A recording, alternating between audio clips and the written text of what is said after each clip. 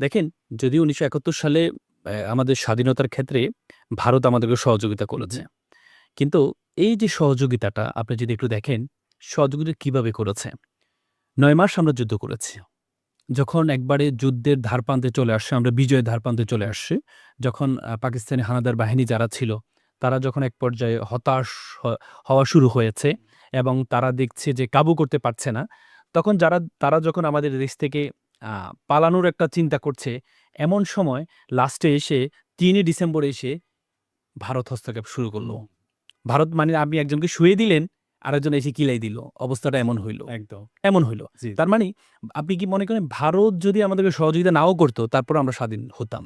অবশ্যই। কারণ আমরা বাঙালি জাতি, বাংলাদেশী যারা তাদেরকে আমাদেরকে বাতিসি ভিত্তি বলে। বাতিসি ভিত্তি মানে হচ্ছে যারা কারো আধিপত্যকে গ্রহণ করে নেয় না। আচ্ছা। এটা আপনি ঐতিহাসিকভাবে আপনি এটা আ মানে পরীক্ষিত বিপ্লবী জাতি আসলে। পরীক্ষিত। এটা কিভাবে আপনি দেখেন, আপনি যত মোগল সম্রাট বলেন, যত আধিপত্য, যত বড়, বড় সাম্রাজ্য ভারতীয় উপমহাদেশে ছিল।